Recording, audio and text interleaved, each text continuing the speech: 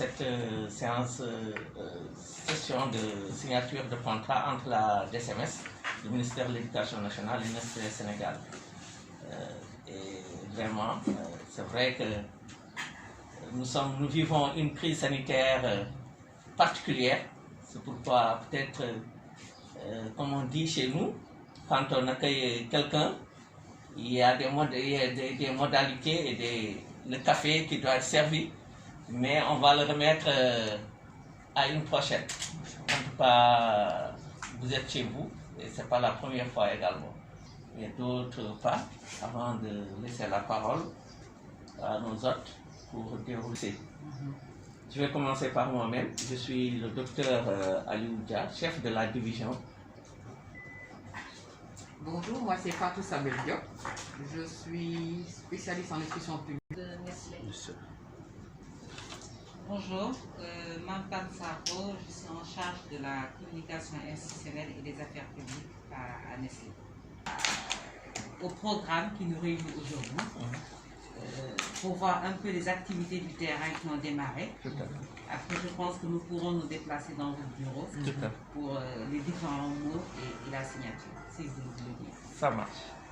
Une petite présentation qui illustre nos activités qui sont en cours sur ce qu'on appelle le Gloria Nutrition, Journée Nutrition.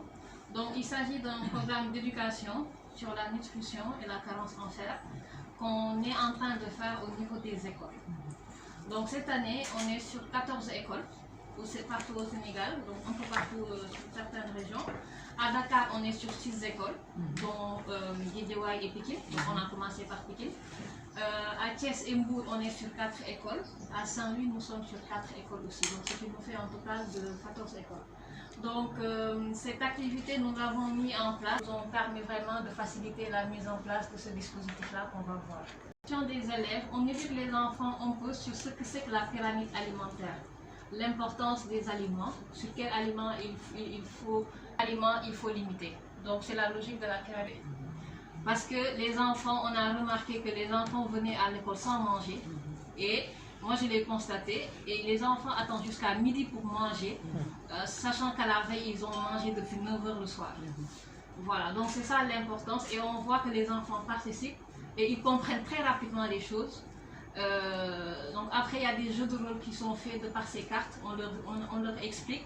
Et après, par la suite, on fait des jeux de rôle pour que les enfants constituent ce que c'est un petit déjeuner équilibré. Globalement, c'est ça pour la partie des enfants. Après, nous avons voulu, comme Dr Dia l'a dit, dans ce contexte de pandémie, quand même ajouter une autre...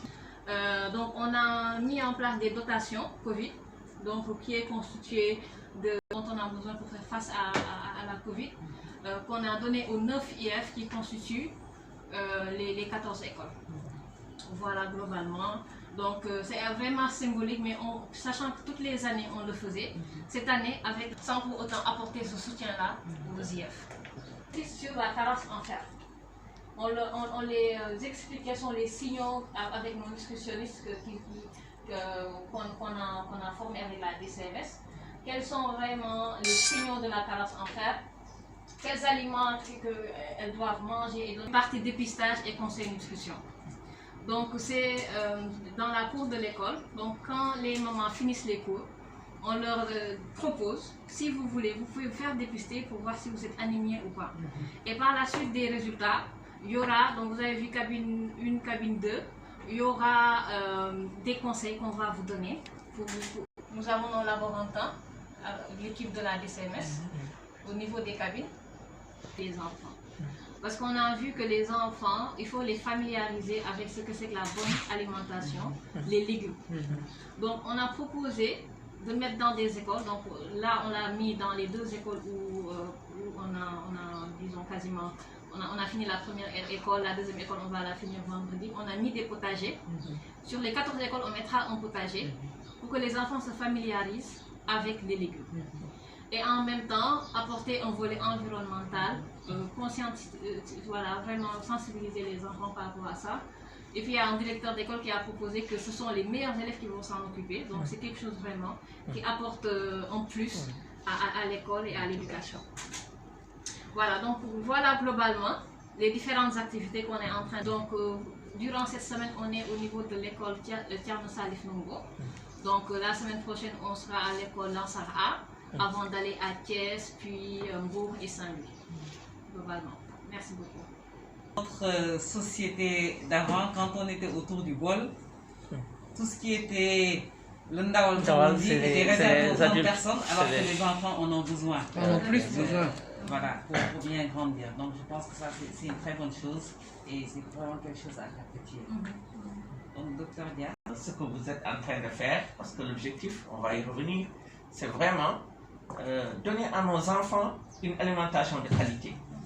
Moi, je dis toujours, c'est de nous les adultes, c'est de notre responsabilité demain de laisser à nos enfants, nos petits-enfants, qu'ils deviennent des obèses, qu'ils deviennent des diabétiques, qu'ils deviennent avec des hypercholestérolémies. C'est de notre responsabilité, parce que c'est nous qui éduquons les enfants. Donc, tous ces cours, apprendre aux enfants à consommer des légumes, des fruits, une bonne alimentation de qualité, c'est de notre responsabilité. Et je pense bien que l'école jouera sa partition, est en train de jouer sa partition. Et également, nous allons continuer à accompagner, à collaborer. Et en réalité, vous travaillez également pour le système éducatif. Donc, en tout cas, félicitations et tous nos encouragements. Certainement, nous aurons l'occasion également de vous visiter et voir ce que vous faites réellement sur le terrain. Voilà.